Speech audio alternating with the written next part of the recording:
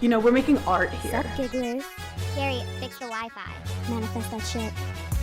We can't be managed. I mean, the day just got away from me. What's up, my grandma garden gigglers? Grandma garden? Guarding. Guarding. Grandma guarding. The gigglers rode. Nana called me. She was like, what did I do to deserve all this love? I keep getting messages. Oh, wait, what? Yeah, wait, where did they, what platform did they? It's on Threads. Nana doesn't even know what a thread is. Mm. Besides what may be on her gorgeous sweater. Let me just preface that I am doing something that's like so evil to do to my friend. And I made Hannah wake up at 7:30 in the morning because she's in LA. I have to catch a flight. And I was like, we have to record Giggly Squad. And this was the only time that worked for us. So Hannah's still fully sleeping. So whatever she says in this next 45 minutes, she's not liable for. It's not her. Her hair looks, if you're listening, her hair looks stunning. I've never seen it so perfectly tousled because she went to bed, probably 4 hours ago. It's still done. Who knew a curl could hold?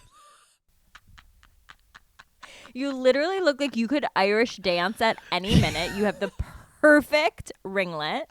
Wait, at Athena Alberto, she's incredible. She's incredible. If you question how a curl could hold, just watch this episode.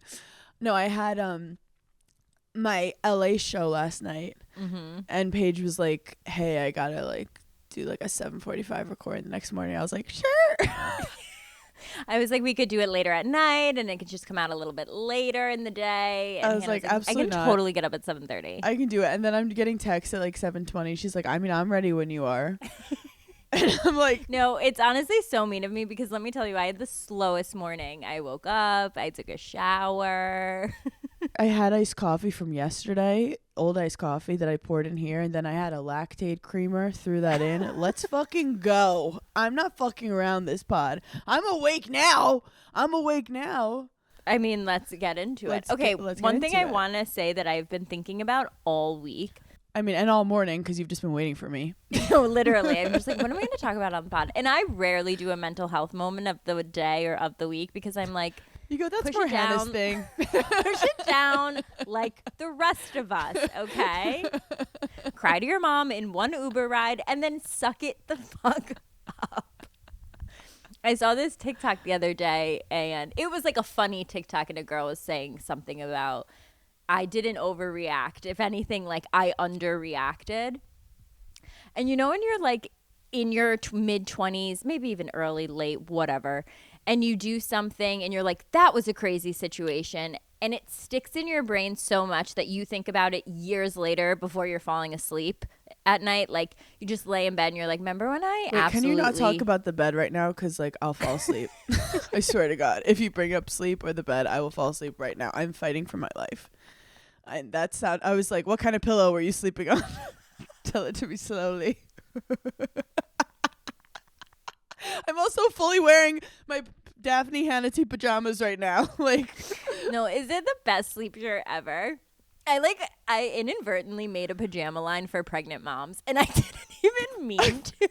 I was gonna say, you made a pajama line just for me and pregnant moms. I am a pregnant mom. I get so many pregnant moms being like, hey, this shirt that ties in the front is fucking phenomenal for breastfeeding. And I'm like, I didn't even mean to do Literally everything in your line works for pregnant moms. Like, are you trying to say something? Wait, sorry, I interrupted you. What were you going to say? So, you know, when you're laying in bed at night and you're like, oh my God, remember when I was 24 years old and I like freaked out in front of everyone and like, how could I have done that? Oh, yeah. Recently, I've been like thinking about those moments, and I'm like, I wonder if I'm experiencing moments right now that in 5 years I'm going to be like, wow, I overreacted. And I was like, you know what? No. If anything, there are so many times where I have underreacted, but society has made me think like, don't be dramatic, don't be crazy, like you're being a bitch. When in reality, I should have burnt your house down. Yeah. No, So 100%. that was my mental health moment for the week. Like, you're not overreacting. If anything, you could be underreacting, and you'll think about it in 5 years. Literally, I had so many points I wanted to say, and I forgot all of them because that was like such an intense way to start the pod when you know I'm asleep. And you're like, let me just start about like judging our entire life and what I should have done. And I literally had good points to make. And like my brain was like, I'm no. actually so sorry for that. No, wait, actually, can I have a mental health moment? Sure. Because I shouldn't have watched Traders. It triggered me. It did. The reality of it. Yeah, and I just have to say, I'll make this quick. Just like Ron Funches as a fellow comedian, and I watched. There's a scene where like Dorinda says something that's like not that bad, and like kind of mentions his family, and he responds like "fuck you, never talk about my family again." And I literally, what's the problem? I literally like was talking to my friend, and I was like, that was out of nowhere, and that was insane, And then literally today on Threads, Ron Funches was like, do you really think that's the only thing she said to me? And that's how I reacted. And I'm like, Hannah fucking Burner, how dare you do that to someone else? How dare you do that to someone else after what you went through? So just know that there's a lot more things that are said to make people snap than what you see. You want to know what? You're kind of like, don't want people to get triggered by this. You're kind of like an alcoholic where like you were like, I've been sober for this certain amount of years. You know what? I actually could probably handle one cocktail at dinner. That's and you're like, what happened. you had the cocktail at dinner and you're like, see, I'm totally fine. You're like, you go back to dinner the next week and you're like, maybe I could have 2 cocktails. You have 2 cocktails and then you're like, hold the fuck on. I'm getting on the bar. Yeah, now I've been arrested. I'm on TMZ with my shirt off and I'm snorting lines of cocaine. We now find you in LA waking up at 7:30 a.m. being like, you know what? I miscalculated. I go, I'm so sorry. I'm so sorry. I've lost my family and my friends. No longer our Traders correspondent. We hate to see her go. But we respect her at this time. I mean, the fact that I felt a negative feeling towards the adorable Ron Funches when clearly more stuff was said to make him snap, and I just want to apologize to the community. And no, I had so many people in my DMs being like, loved your rant about Colton, loved it even more knowing you haven't seen a single second of the season. I'm like, and that's what I'm here to do. I'm here to have opinions on things I don't know about or care about. People were like, Hannah, like, how can you do 2 episodes? And I'm like, it's just about having really hard takes about things you don't know that much about. And you just have to fucking commit. Pick a side and go. And Paige and I tend to pick separate sides. And that's 30 minutes. That's 30 minutes right there. That's 30 minutes. Because, okay, if you get on the phone with your friend at like a random time during the day, it's literally just you 2 back and forth. Yeah, you don't call with an outline. No. And next thing you know, you're 2 hours in and multiple people's names have been dragged through the mud. Literally, one of my girlfriends called me like last week and I was like, hey, I'm really tired. I actually like can't get on the phone. Let's like voice note this. And she goes, totally respect your privacy. I just have to say one thing on the phone. It's going to be 2 minutes. 4 hours later, I was like, I was early for something. I've now missed it. Like, you've ruined my day. Let me say something about socializing as 2 people who have social anxiety. And we're both so respectful of each other's social anxiety. Like, I'm literally like, call me when you feel like it. I'm here. I'm waiting by the phone. But like... I'm literally like that. I'm like, I won't call you out of nowhere because if I do, I know you get startled. You do always tell me your location. You're like, hey, I'm sitting at this hotel. I'm in my room. I'm in a peaceful place. There'll be no sudden movements.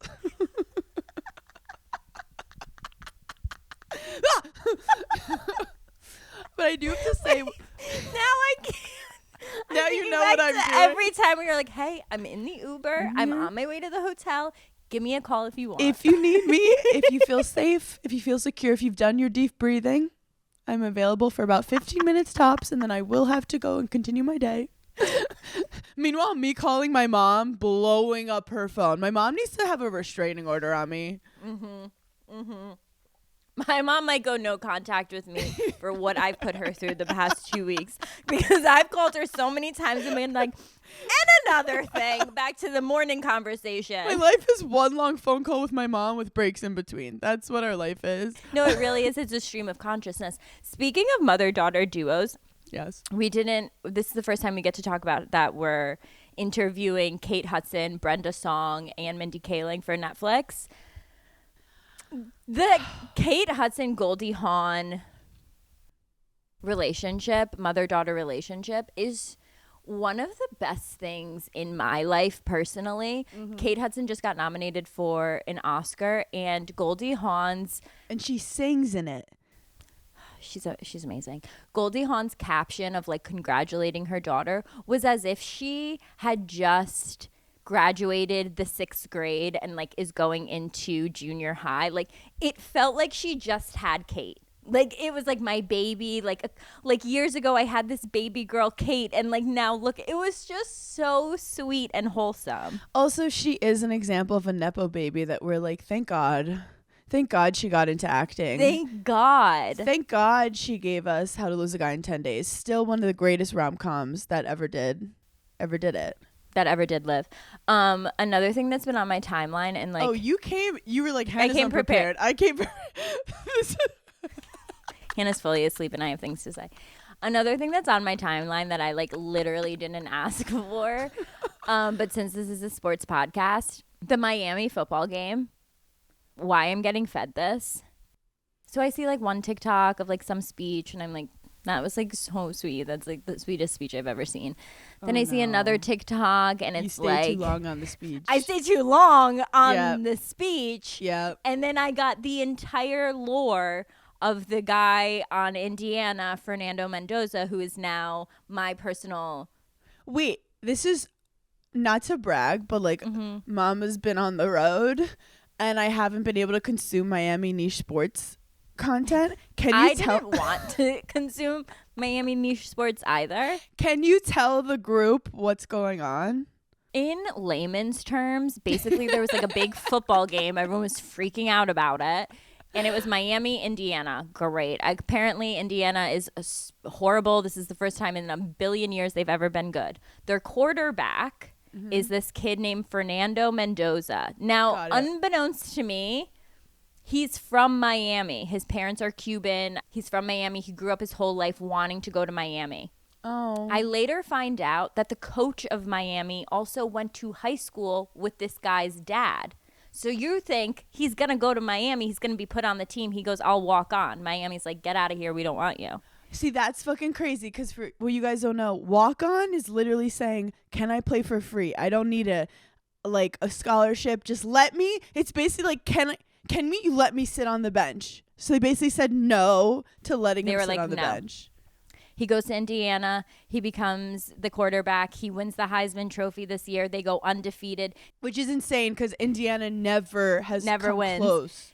He goes down to Miami for the last big whatever championship it is. Not only does he make the game-winning touchdown, his parents are in the audience. His mom has MS, so she cannot stand to cheer for him. So the dad doesn't stand either. No. He sits next to her. It's fucking 6 a.m. I can't do this right now.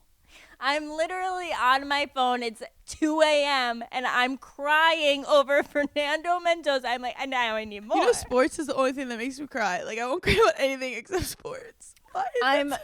So it was the sweetest story. And in a world full of male loneliness epidemic bullshit, here comes a guy, whatever generation that even is. I mean, senior in college. I have no idea. What is that still Gen Z? Yeah, I would assume. He just seems so pure. Like he's so just like a nice guy. Like it's just honestly all the men should be taking rather than like watching red pill TikToks of guys looks maxing.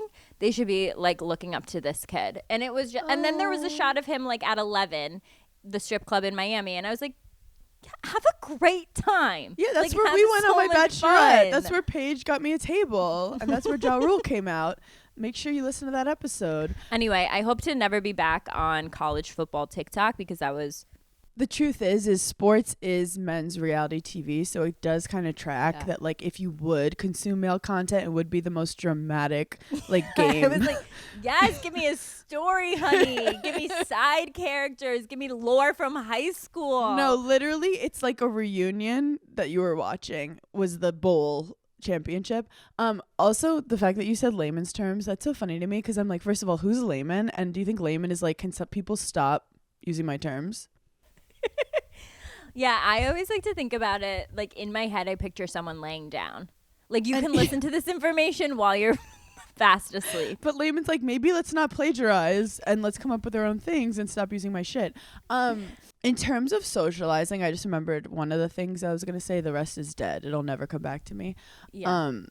So as someone who's nervous about socializing, I might have said this before, but I feel like for mental health, it's good for you to be around people to see yourself through their eyes.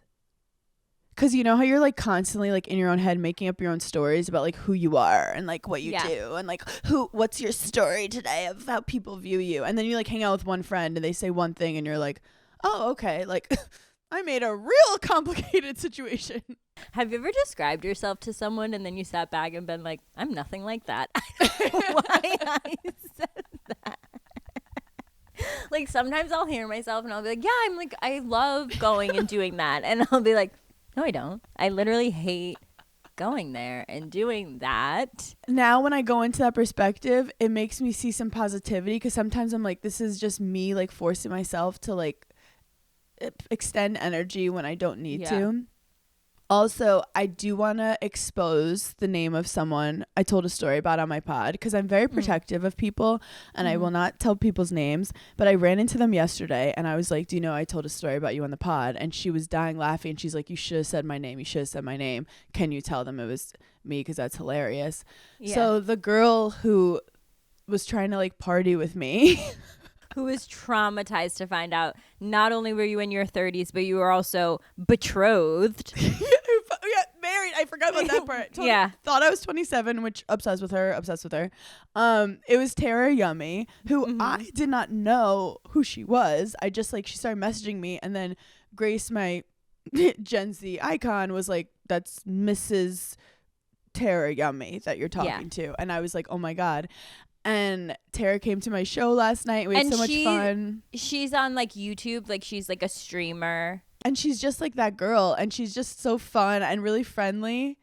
I feel like I've used like her sounds before. And she has amazing taste in comedy, clearly. But she's so cute. She comes to the show. She stays afterwards. We're talking. And she looks at me and she goes, I was going to ask you to come out with us, but I know you don't do that. And I said, and now we're going to be close, babe. Now goes, get me. Hey Nana, when's your Ambien start? When do you have to take that? She's like, do you need a hot tea? It's past 8 p.m. Peppermint? I know you like peppermint. Can you put my pill in the Jell-O, please? Meanwhile, I'm like, Tara, literally do your homework. The clock strikes 10 and you're like, Tara, honey, get my socks. Bro, my knee. Get my socks. Tuck me in. But no, I had the show in LA and it actually. Wait, we're gonna be great grandmas.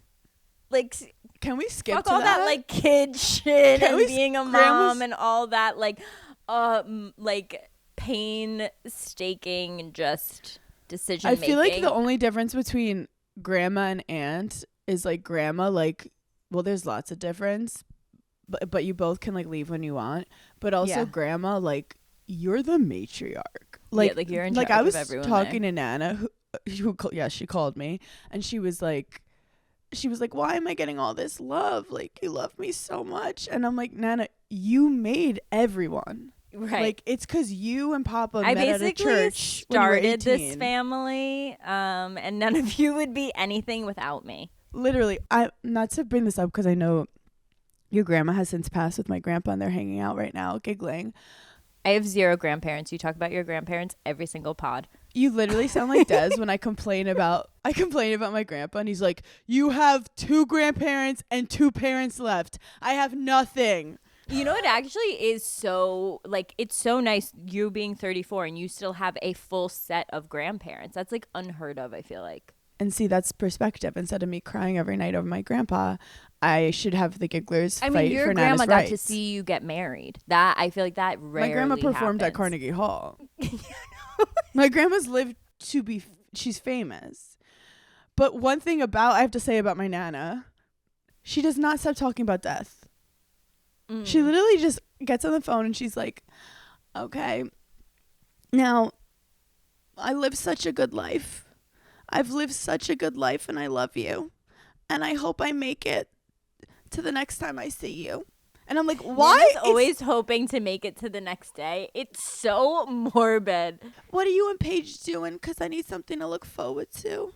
No. And I'm like, Nana, you're going to make me cry. It's literally 11 a.m. on a Tuesday. And she's like, yeah. oh, I've had so many good life experiences. What did I do to deserve this beautiful life that's going to end any day now? She's like, okay, I hope I talk to you again and this isn't the last time. Bye. I'm like, Nana, why? I'm crying in an Uber right now. Like, why do you do this? I'm having a great day that's going to end any second. Oh, and then my papa apparently got this like test and the guy was like, he's perfect. He's going to live till he's 100. She goes, I'm going to die before Papa. Take care of him. No, Nana and Papa are going to literally go on the same day. There's no way they're living a second without each other. Yeah, no, I know. And that's the ultimate romantic thing. Like murder, suicide. That's what you have to do. I was just going to say that's the ultimate romantic comedy. And wait, speaking of movies, like outside of my comfort zone, I have been watching like all of the major movies that, well, I have like a list that have been nominated. You're basically in the Academy. I'm in the Academy. You like, are the Academy. I'm SAG. I'm voting. I'm in there. So I watched Begonia over the weekend and last weekend, and I watched Sinners. What are your thoughts? Emily Stone, former Emma Stone, is such a good actress, and she's so good at, like, Begonia was one of like the weirdest, creepiest, very original like storytelling.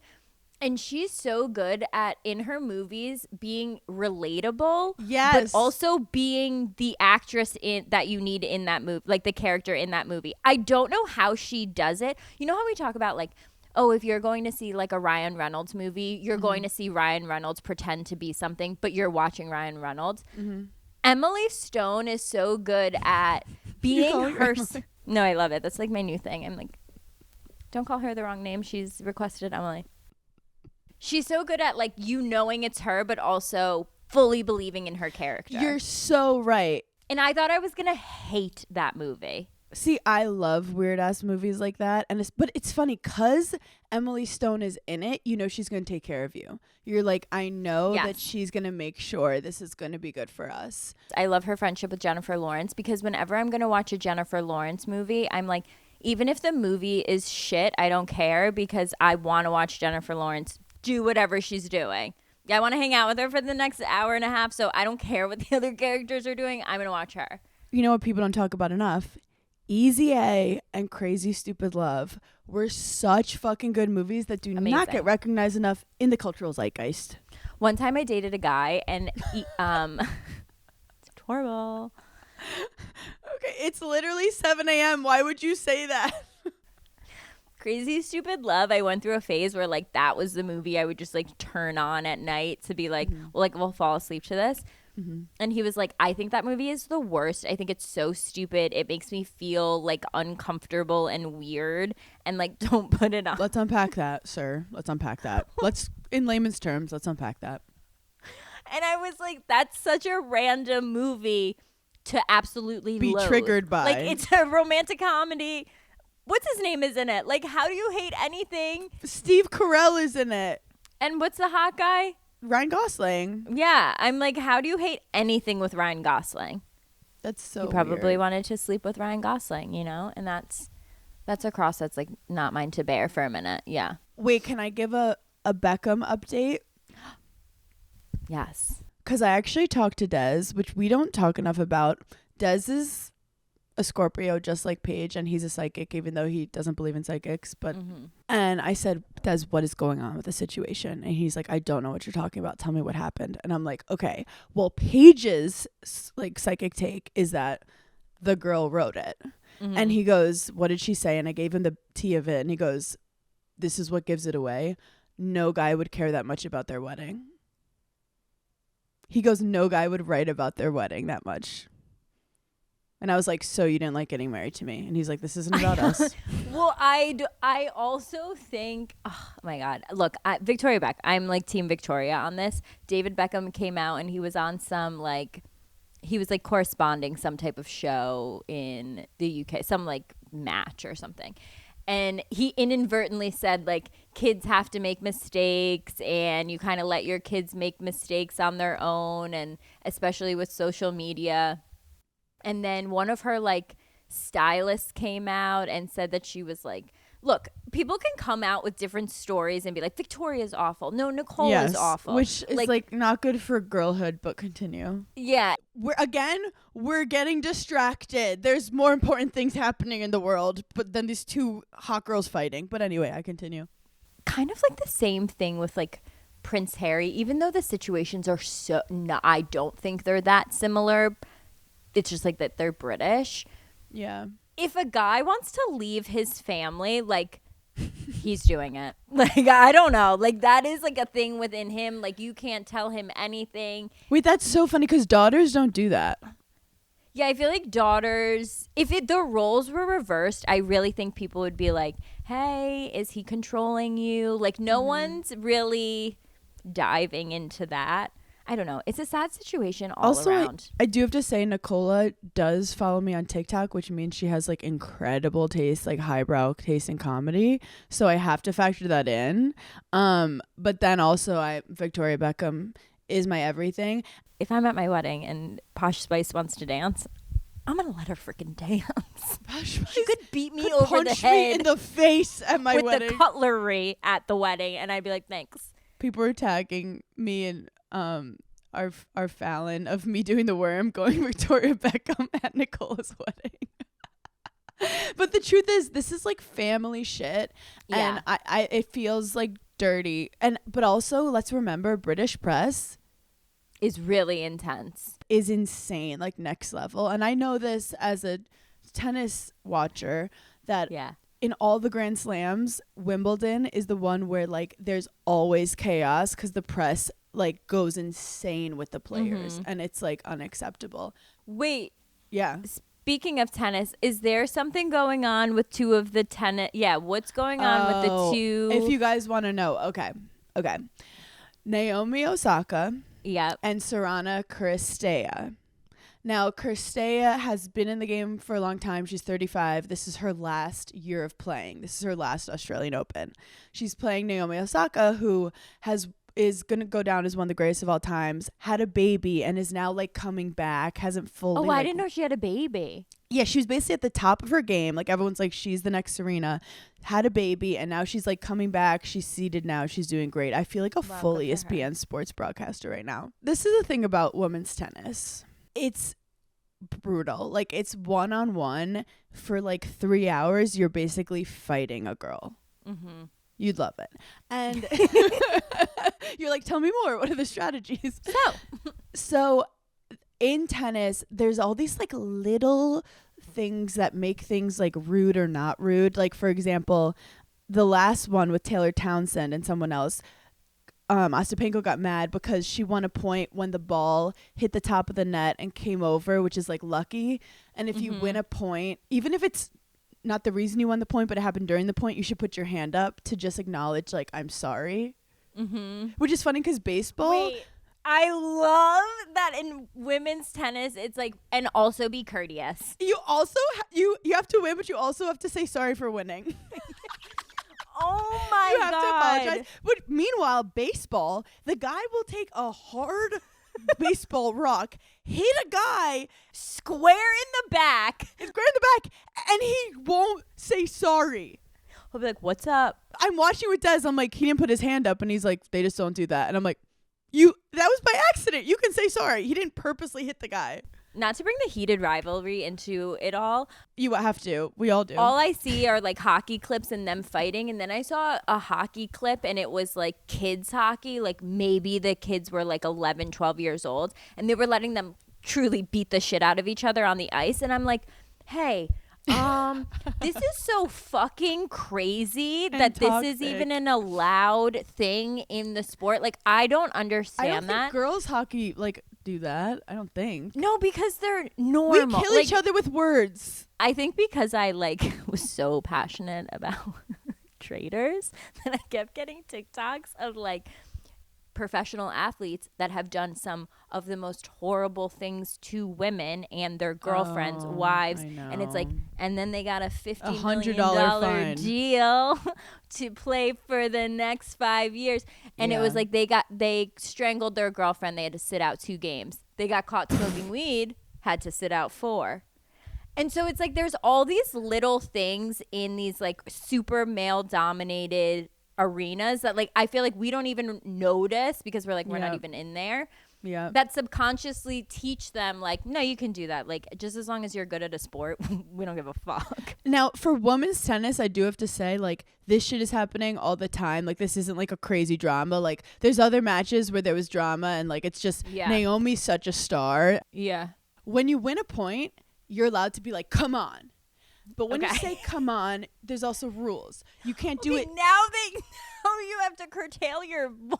You have to curtail. You're not allowed to say come on like at the girl. You have to like say it in the general vicinity. So like if I hit a winner and I look at you and I go come on right at you, that's considered bad sportsmanship. But if I turn to my team or I just say come on in the air, it's okay. So in hockey, I can pull my helmet off, beat the fuck out of you with. Well, look, tennis is a gentleman's sport, as they say. But it's funny. I've never said it out loud.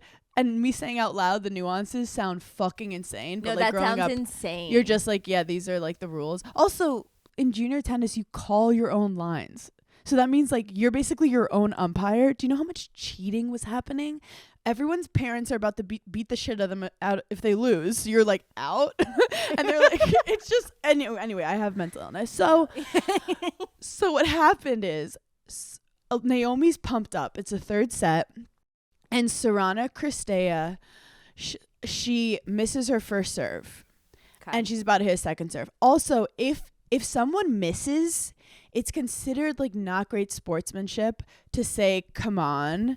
Because it's like they made a mistake, you didn't do anything. It's one thing if it's a forced error, which means I hit a really good shot, which made you make a mistake. That's okay. But if someone just like double faults, you don't say like, come on.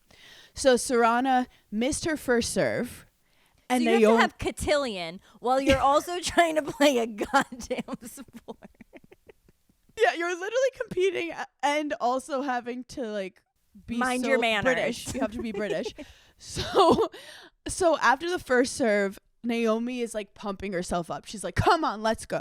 But I could see how Sorana would be like, are you cheering for my like first serve miss? Okay. But look, it's like, it's one of those things where it's like it's third set. It's war. You're in a war. She then decides to kind of Karen it and go to the umpire and be like, is she allowed to fucking do that? And the umpire's like, you mean like between serves? And she's like, is she allowed to?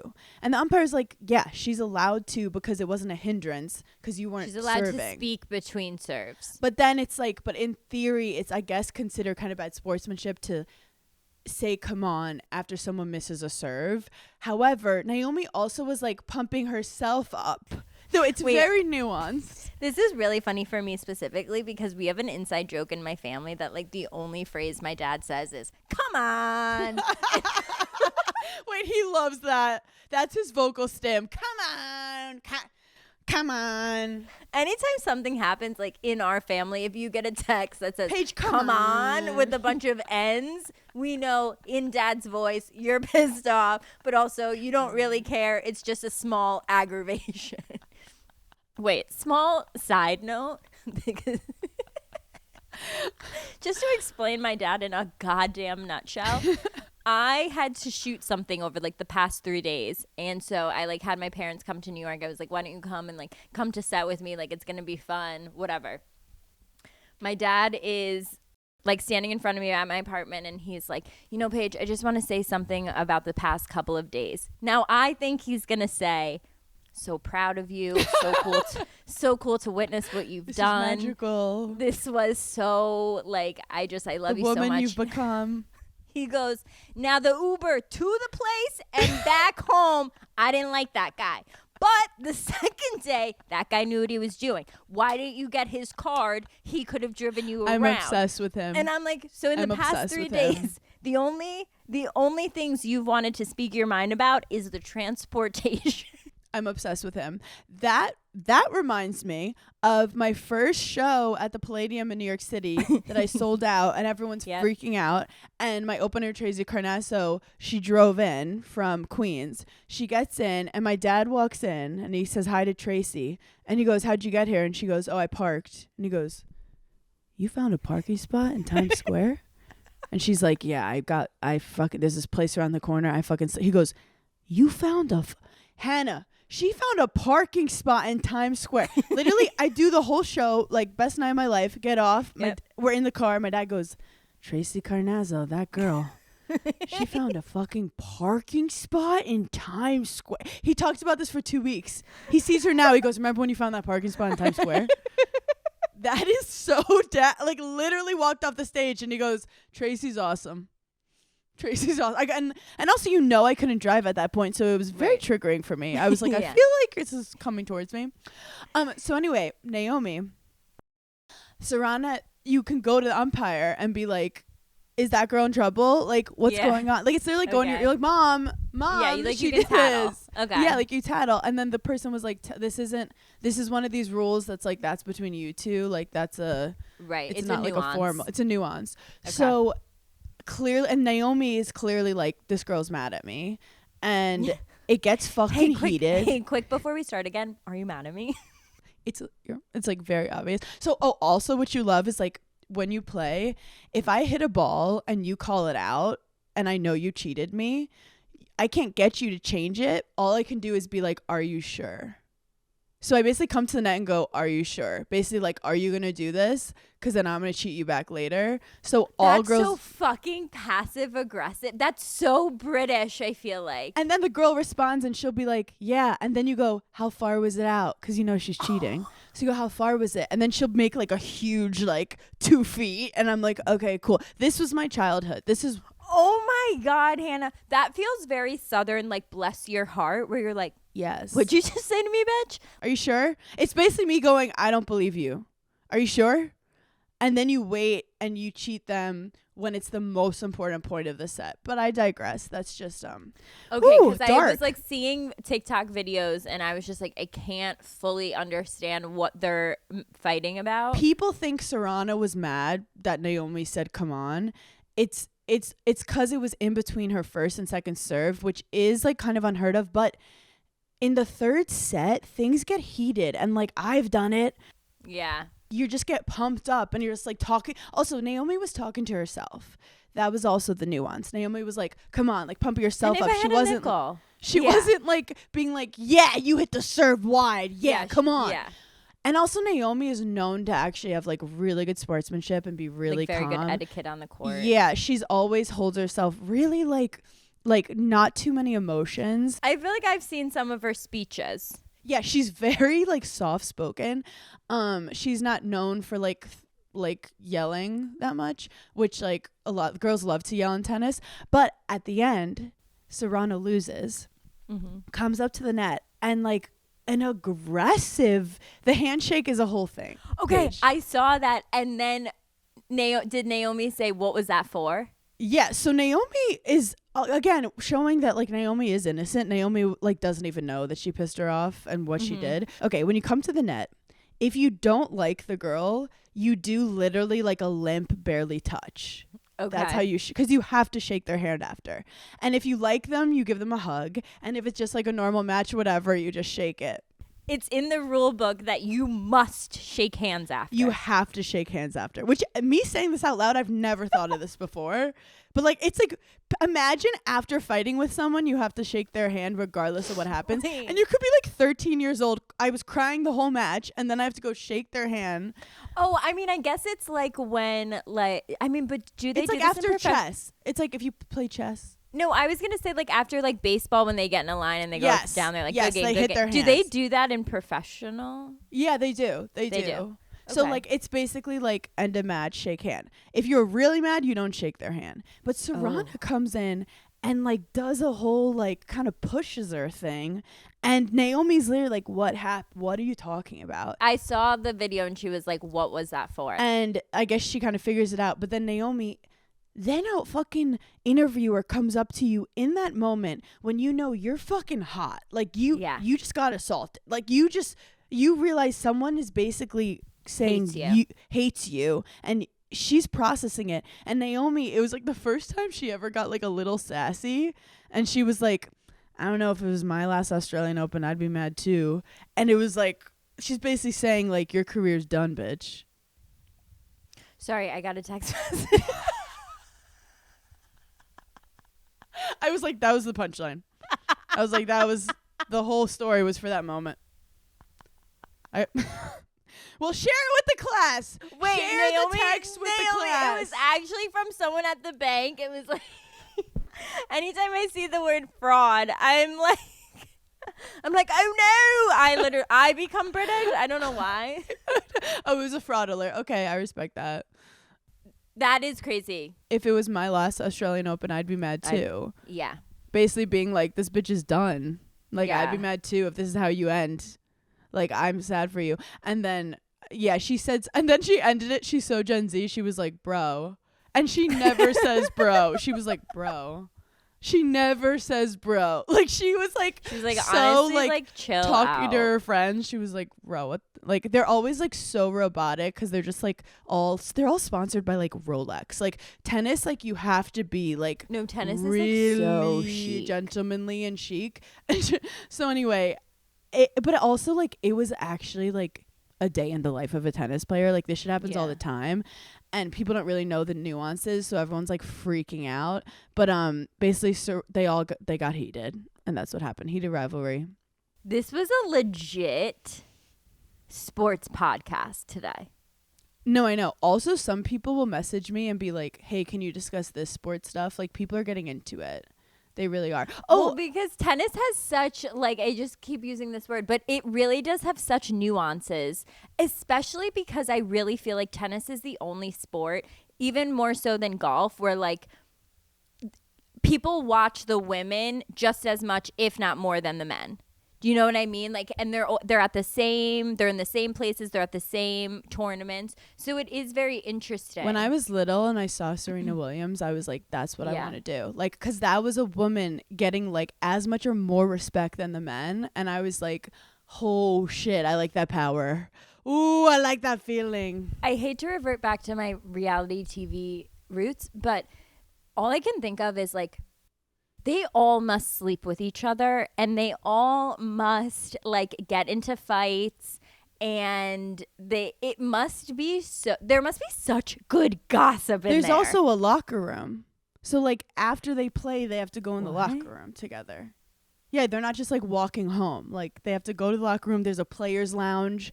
There's a gym. Why did I think it was like everyone has their own green room type situation? Because it's an individual sport. It's Love Island. Wimbledon, there's a Wimbledon, like it's a city where everyone just stays during the tournament. But the funny thing is the girls, like they're not friends with each other really. There is a podcast that I will recommend if you love tennis called The Players Box with my friend Jessie Pagula. Very cute name. Madison Keys, Jennifer Brady, and Desiree Krozik. I think I pronounced her last name right, but she's like incredible. They're all incredible. Anyway, so watch that. Really, just like some positive news. Yeah. Fetty Wap is back. No, like, and he looks healthy, you know, like. Wait, he does. He looks strong. He was lifting. Not to talk about a man's body, but he looks good. Not to sexualize Fetty Wap, but I could not help but think, we're eating good in jail. Like, what were you eating? It's kind of like Chappelle, how he went from like so skinny to one day I'm like, he could carry me. He could pick me up. Like completely body shape. You want to know what was so wholesome about Fetty Wap? He like genuinely thought that we like forgot about him, you know? And it's like, no, we've just been holding out. I thought about him every day. I don't even know what he did, and to be honest, I don't care because he brought so much joy to my life. I can separate the artist from the art. I actually have no idea what he did. I think it was like minor drug related. If I had a nickel, you know, like what? Yeah, no one was murdered. Well, I'll look into it later. I put on Trap Queen yesterday before my show, and I was like, that was the most beautiful time. And then this is what it's like to be married to me. Like Des was like falling asleep last night. Like everything was peaceful. And he just gets a text from me being like, am I your trap queen? And he's like, what? And I'm like, am I your trap queen? And he's like, lose my number. I can't deal with this right now. I'm literally falling asleep. And I'm like, so you hate me. Okay. So you don't even, so if I'm not your trap queen, what am I? What am I to you? You are like annoying. You are how I feel when like someone Gen Z texts me the most insane text and they're being dead serious, and all I want to text back is, there's no way you're fucking serious right now texting me that. I think that's a good way to end this week. Oh my God, yes. Paige needs to, now that I'm awake, so now early. Now that Hannah's awake, I have to jump on a flight. You have to go. I love you so I'm so much. excited to see you in person. I know, I miss you. I miss you so much. It's been forever. And I need to hug. We need I'm to be on like a studio. high from my coffee, but I do have to let you know when I get down from the high, I will be mad at you about this. I love you guys so much. No, this was like a drunken episode. Thank you for giggling. We'll talk to you later. Bye.